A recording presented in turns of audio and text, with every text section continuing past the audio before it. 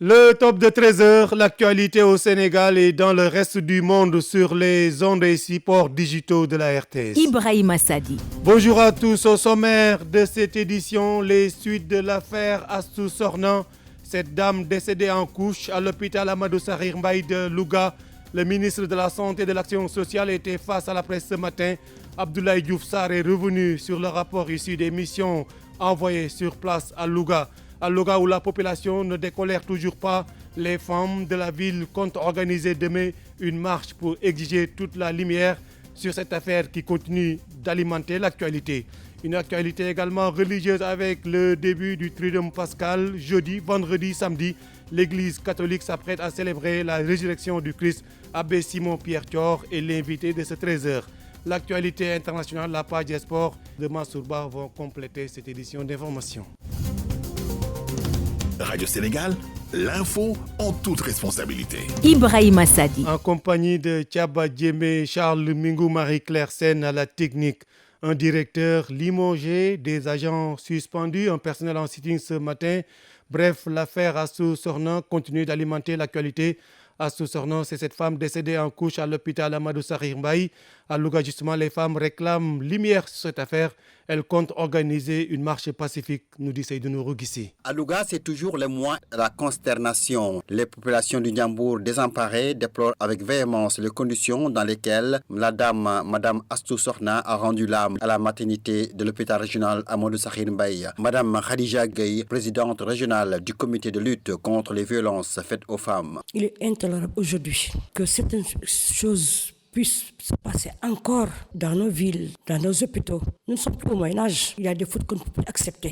Ce qui le prouve, c'est la réaction spontanée de toutes les Lougatoises, de toutes les Sénégalaises et de tous les Sénégalais à l'annonce du décès de cette jeune dame, Astou Thiam, qui a perdu la vie à la fleur de l'âge. Nous prions pour qu'elle aille au paradis. Mais ce que nous ne pouvons pas accepter, c'est qu'un hôpital régional puisse connaître des manquements. La présidente régionale de la scolarisation des filles a rappelé que ce phénomène n'est pas nouveau à Louga. Elle a fustigé le comportement inhumain de certains agents de santé dans l'exercice de leurs fonctions. Madame Diallo Abigayo. C'est des cas récurrents. Peut-être que le mari de Astou Sornan a osé dénoncer. C'est pourquoi toute la population sénégalaise s'est levée vraiment pour dénoncer cette situation qui ne nous honore pas. Et à chaque fois, il y a des problèmes au niveau des hôpitaux parce qu'il y a manque de surveillance, manque de contrôle de nos autorités. Ces agents sont laissés à eux-mêmes et c'est pas normal. On va à l'hôpital pour se soigner et pour guérir, mais on ne veut pas aller à l'hôpital pour mourir. Les populations du Ndiambour préparent activement une marche de protestation prévue ce vendredi. Nous comptons organiser une marche vendredi, mais ce qui est sûr, ce n'est pas la marche des femmes, c'est la marche de la population de Louga. Hommes, femmes, jeunes, personnes du troisième âge, tout le monde va marcher. Louga, Seydounou Rougissi, Radio Sénégal. Et ce matin, le ministre de la Santé et de l'Action sociale, Abdoulaye Diouf Sarr, a été face à la presse. Il a précisé que le décès de Astou Sornan est un décès maternel évitable. Après avoir envoyé 3 missions d'audit et inspection à l'hôpital Amadou Sakhir Mbaye, Abdoulaye Diouf Sarr revient sur le rapport issu de ces missions. Compte rendu suivi par conférence de presse suivie par nous, par Djornia Sissé. Suite au décès d'Astou Sornan, le ministre de la Santé et de l'Action sociale publie le rapport des missions d'inspection envoyées à l'hôpital Amadou Sakhir Mbaye de Louga, Abdoulaye Diouf Sarr. Je voudrais ici partager avec vous les premières conclusions des rapports issus de ces missions. En effet, il ressort que relativement aux antécédents médicaux concernant Madame Astou Sornan, il n'y avait pas de particularité. En ce qui concerne ces antécédents chirurgicaux, la patiente avait bénéficié d'une césarienne il y a 3 ans, plus précisément le 30 mars 2019 à 4h40 exactement. Cette intervention avait effectivement débouché sur un nouveau-né décédé au 7e jour de vie. Les rapports indiquent en outre que Mme Astou Sornan était suivie au service de cardiologie et de néphrologie de l'hôpital régional de Louga pour respecter les protocoles de suivi du syndrome vasculorénal. Durant sa grossesse, elle a fait 4 consultations prénatales qui n'ont décelé aucune anomalie. Elle a également effectué une visite de suivi le 28 mars 2022 à l'hôpital, au cours de laquelle un bilan préopératoire a été demandé en vue d'une césarienne prophylactique de prudence. Le 31 mars 2022, Elle s'est présentée à l'hôpital pour des douleurs abdominopelviennes sur une grossesse de 9 mois, ce qui a motivé son hospitalisation. Le 1er avril 2022, à 6h50 exactement, la sage-femme de garde a été appelée au chevet de la malade par la famille pour voir son état. C'est en ce moment qu'elle a constaté le décès qui sera confirmé par la gynécologue d'astreinte à 7h36.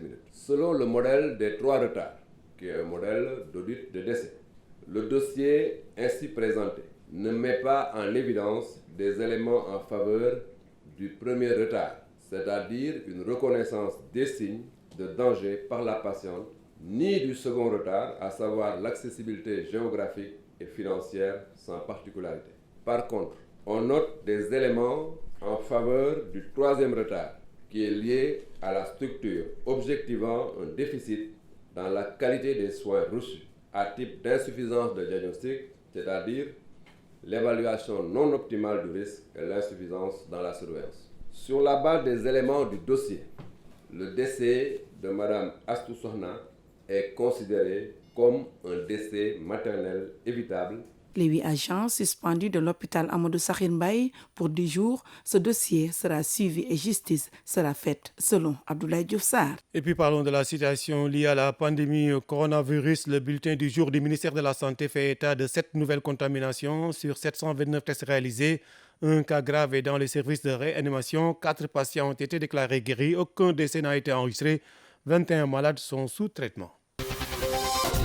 Radio Sénégal. Consolidation de la paix dans le sud du pays. L'Agence nationale pour la relance des activités sociales en Casamance, l'ANRAC, renforce les acquis de réinsertion et de réintégration des populations déplacées par le conflit dans le département de Goudomp.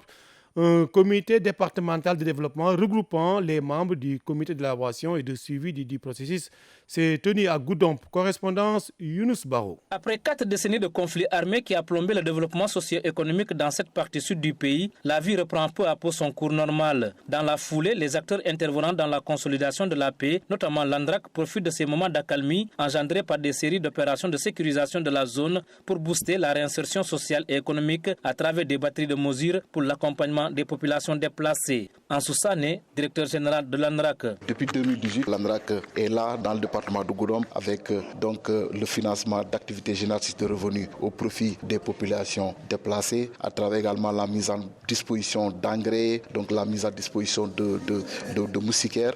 Et depuis l'année dernière, nous avons également déployé un ensemble de kits composés de feuilles de zinc. Pas moins de 2400 feuilles de zinc ont été mises à la disposition des populations. Des puits maraîchers également sont également en train d'être construits, notamment dans le village de Senguer-Diola, et nous avons même mis à la disposition des populations des moustiquaires. Pour dire que nous sommes dans le processus, aussi bien dans le volet coordination que dans le volet réinsertion sociale et économique. En dépit des pertes de terres cultivables occasionnées par le mouvement des populations, le vol de bétail a considérablement appauvri les communautés au niveau du département de Goudomp. Il y a d'abord un premier défi lié au phénomène du vol de bétail. Donc, vous connaissez tous le rôle que l'ANRAC a joué à travers le financement d'un long processus qui a permis aujourd'hui de juguler ce phénomène et que tous les acteurs ont reconnu. Et je pense que ce que nous avons entendu aujourd'hui nous rassure et nous met aujourd'hui dans un élan davantage accompagner ces populations afin qu'elles puissent retrouver leur cadre d'origine. Le processus pour assurer le retour des populations déplacées, en plus des défis relatifs à la réalisation des infrastructures sociales de base, peut également compter sur la conjugaison des efforts avec l'appui des forces de défense et de sécurité, a souligné le préfet de Goudomp Ibrahima Fall, venu présider la dite rencontre. Younous Baro, Goudomp, Radio Sénégal. Justement, le préfet de Goudomp Ibrahima Fall s'est félicité des accompagnements consacrés aux familles des déplacés dans sa circonscription administrative. Il a réitéré le soutien et l'engagement sans faille des autorités administratives et des forces de défense et de sécurité pour encadrer le processus. Ibrahima Fall interrogé par Younous Baro. Sur le bilan qui a été fait, nous avons montré toute notre satisfaction.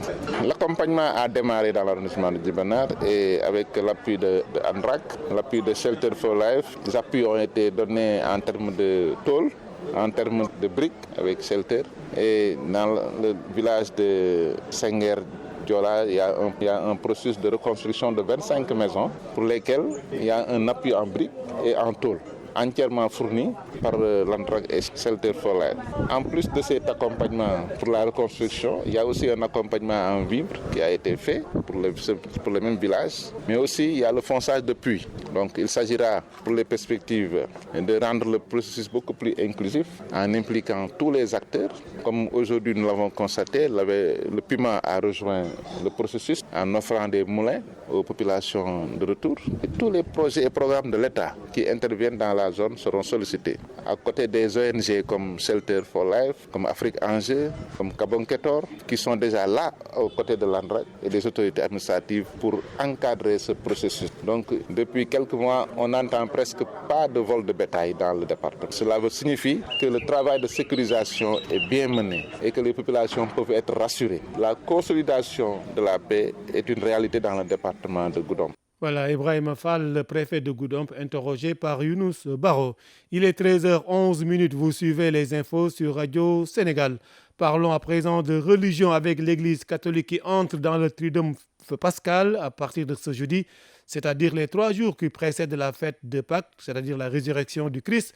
Abbé Alphonse Biramdour, curé de la paroisse Saint-Paul de Grand-Yoff, revient sur la célébration de cet événement. Il est interrogé par Joseph Sané. Le triduum pascal introduit les 3 derniers jours qui nous font vivre l'intensité de ce temps de carême, puisque en réalité, à partir du jeudi, le jeudi saint, déjà, aujourd'hui donc, il y a cette belle cérémonie que l'on appelle la célébration de la Sainte Seine. Et dans certains diocèses même, c'est l'occasion qui est prise pour célébrer la messe chrismale que dans le diocèse de Dakar, nous avons célébré avant-hier matin. Le jeudi saint ouvre donc le triduum pascal, du nom latin triduum, qui veut dire 3 tout simplement. C'est la trilogie des jours les plus importants du temps de carême et qui débouche justement à la grande célébration de la fête de Pâques. Il s'agit donc du jeudi, du vendredi et du samedi qui sont appelés jours saints parce que c'est l'apothéose et cette belle fête de la nuit pascale qui va nous ouvrir à la joie de la résurrection. Voilà, c'était donc Abbé Alphonse Biramdour, curé de la paroisse Saint-Paul de Grand-Yoff, interrogé par Joseph Sané. Pas côté social, c'est également le Ngalar. En effet, ce mets est prisé de la population. Le marché de Ngalar est bien garni à Tilène. Toutefois, les clients se font désirer et les prix restent élevés. C'est un reportage au marché Tilène de Côte-du-Diagne. Marché Tilène, rue 21, angle 18. Ici, la transformation de l'arachide en pâte se fait sentir aux premiers abords. L'un des gérants, Gora, se faufile entre 2 machines. Son principal souci, satisfaire ses clients. Seulement, ce n'est pas encore le grand rush. Comparé à l'année dernière, les clients se font rares. Peut-être qu'il n'y a pas d'argent ou peut-être aussi que c'est l'arachide qui est cher. Comme Gora, les vendeurs des autres ingrédients pour le Ngalar attendent impatiemment les clients. Il n'y a pas encore le grand rush. Mon stock n'a même pas bougé. J'ai 100 sachets de Tchakri, mais je n'en ai même pas vendu un. Vraiment, je n'ai pas senti les préparatifs du Ngalar. Émilie, trouvée dans une boutique. Elle complète ce qui lui reste des ingrédients pour son Ngalar. Je viens des parcelles d'Asseni, comme tous les produits. Le sucre a augmenté, Tchakri aussi, la pâte d'arachide aussi. Ça, c'est très cher. N'empêche, elle veut respecter la tradition. On essaie de réduire un peu, de faire ce que l'on peut, sans être blessé, quoi. Nous voulons faire persister le dialogue islamo-chrétien, parce que chaque chrétien a un parent musulman et vice-versa. Cette année, la fin du carême coïncide avec le mois béni de Ramadan. N'empêche, les musulmans attendent impatiemment le Ngalar pour sans doute couper le jeûne. Voilà, les catholiques en route vers Pâques, également les musulmans en route vers l'Aïd avec ce mois béni du Ramadan. Notre reportage du jour consacré donc se rend à Kolda. Là-bas, les compositions qui coïncident avec ce mois béni. Difficile à Kolda de rester concentré du côté des élèves à cause des affres de la faim. Du coup, certains ont décidé de suspendre leurs jeûnes vu qu'aucun réaménagement horaire n'est proposé d'Abdoulaye Badiane. Les compositions premier semestre coïncident cette année avec le Ramadan qui est marqué par une forte chaleur à Kolda.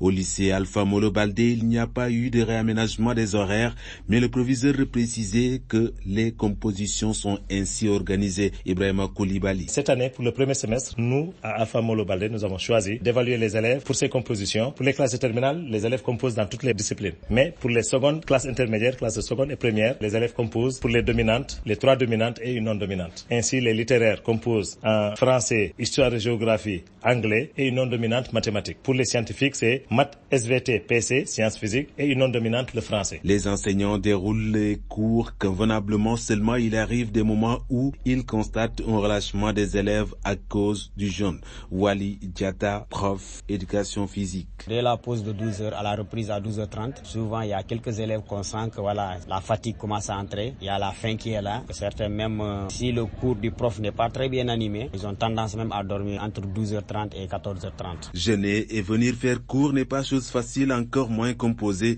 avec tout ce que cela comporte comme affre pendant le Ramadan et la chaleur. Aïda Sarr, élève en classe de première S1, a décidé de ne pas jeûner parce que...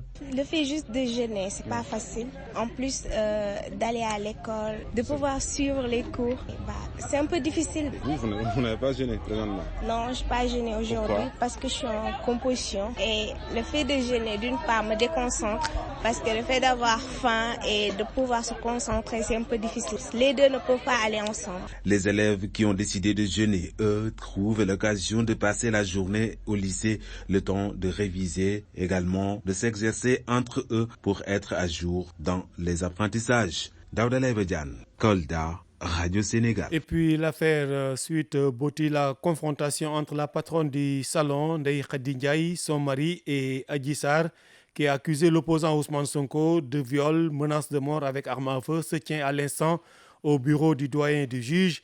La jeune masseuse est arrivée au tribunal assez confiante, serrant la main de ses sympathisants. Elle est accompagnée de Maître El Hadj Diouf et des éléments de sécurité. Le monde bouge et vous devez le savoir. C'est pourquoi Radio Sénégal vous tient informé des faits, gestes et paroles qui impactent la marche du monde. C'est géo, c'est politique et c'est international. L'actualité à l'étranger, le Rwanda qui signe un accord avec le Royaume-Uni pour accueillir sur son sol des migrants et des demandeurs d'asile. Cet accord de plusieurs millions de dollars avec Londres s'inscrit dans le cadre des nouvelles mesures gouvernementales visant à lutter contre l'immigration clandestine. Depuis des mois, le Royaume-Uni négocierait des projets d'ouverture des centres de traitement dans des pays tiers. Les pires inondations jamais enregistrées en Afrique du Sud ont fait plus de 300 morts selon un nouveau bilan. Les fortes pluies sont tombées sur la côte Est, ont dévasté des milliers de maisons, des routes, des ponts à Durban, le grand port sud-africain, épicentre de la catastrophe. Et puis au Nigeria, plus de 4800 déplacés ont été enregistrés après les attaques meurtrières perpétrées dimanche dans 5 villages du centre du pays. Des femmes et des enfants figurent principalement parmi les déplacés. Le président nigérian Muhammadu Buhari a dénoncé des massacres odieux, appelant à une réponse sans pitié contre les assaillants. Radio Sénégal, les sports. Les sports en compagnie de Naïdom Tchouf. Bonjour. Bonjour Ibrahim Sadi. On commence avec les compétitions domestiques. En Ligue 1, on prépare la 18e journée. Oui, on a fait d'ailleurs la présentation de l'affiche de cette 18e journée. Mbour PC Djambar, le derby de la Petite Côte.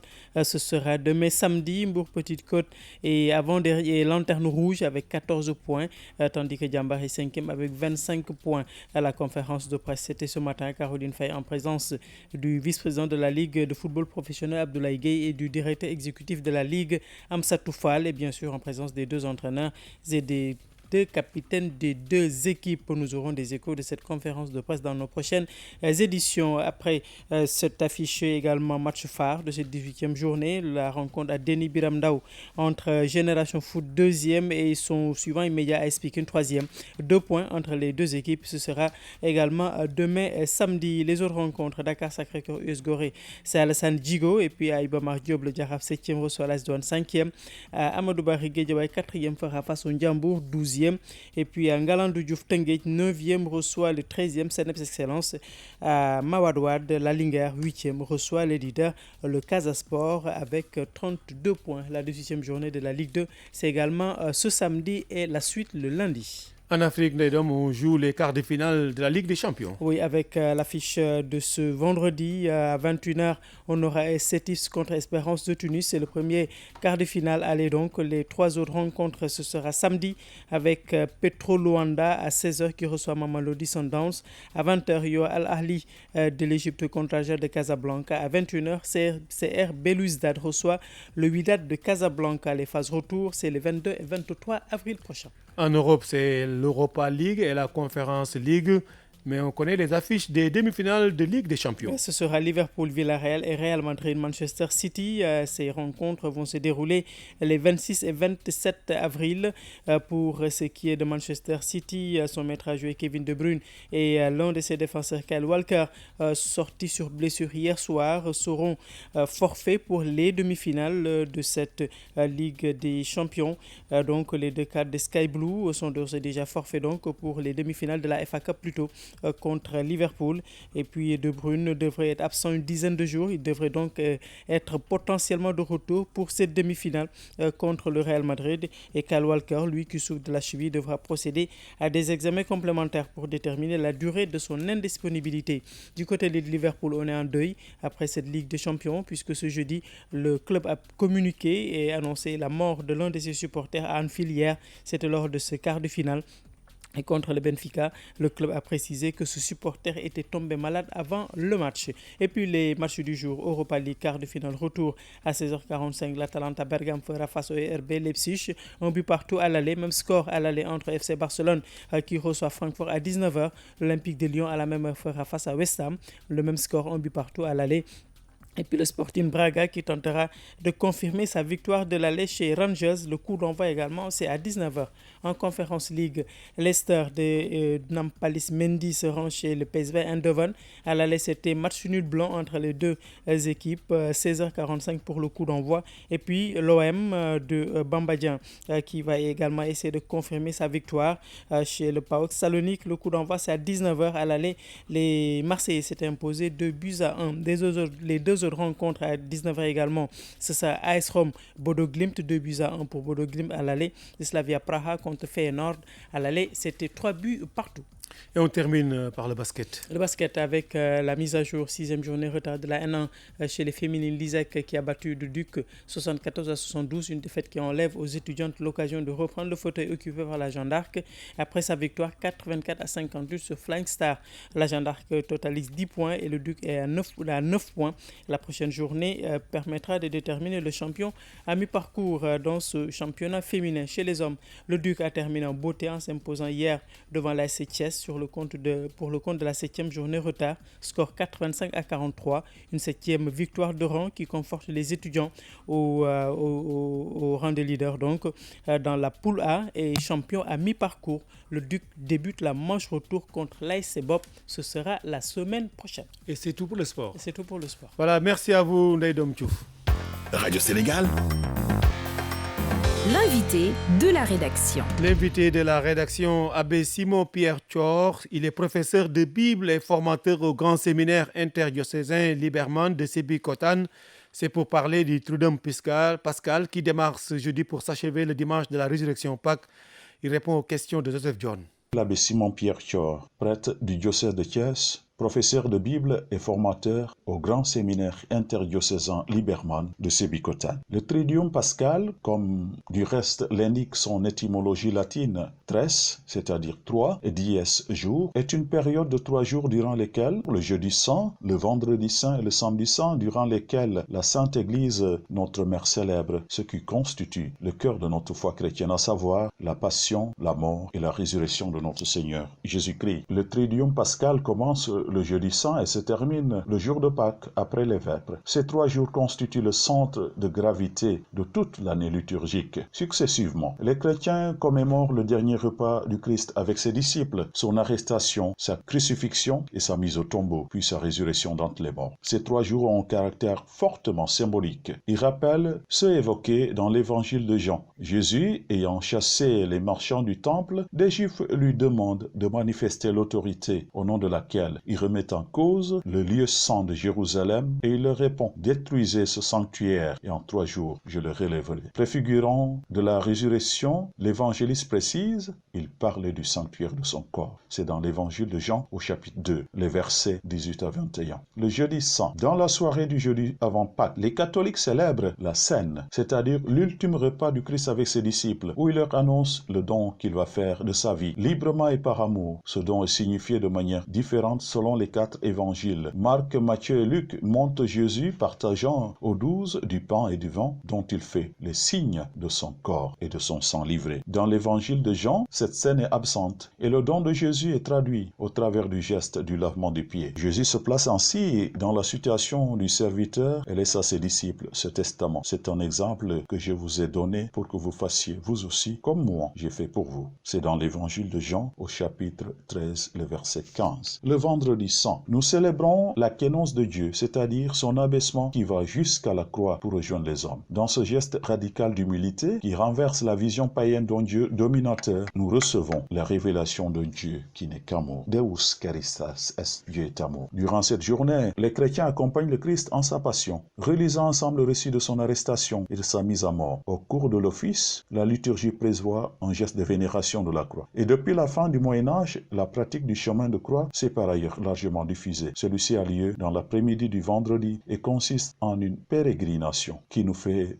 revivre les différentes étapes à la suite du Christ. Le samedi saint. La journée du samedi saint est la seule de l'année liturgique qui ne comprend aucun office collectif, hormis la liturgie des heures, c'est-à-dire la prière du bréviaire. Aucun sacrement n'est célébré. C'est un jour de silence et de recueillement. C'est un jour d'attente. La tradition lui associe aussi la descente aux enfers, particulièrement présente dans la spiritualité byzantine. Le Christ rejoint les morts, restés loin de Dieu, à commencer par Adam et Ève, pour les associer à la délivrance imminente de sa résurrection. La journée du samedi saint est aussi consacrée aux préparatifs de la fête de Pâques dans les familles et les communautés chrétiennes. Ainsi se referme cette édition d'information mise en onde par Thiaba Diémé, Charles Mingou, Marie-Claire Sen. À la fabrication, Amadou Ndiaye, distribution Ousmane Diop, réalisation Ndeye Arambaye, coordination d'Emma Malik Botch. L'info continue sur Radio Sénégal. Merci.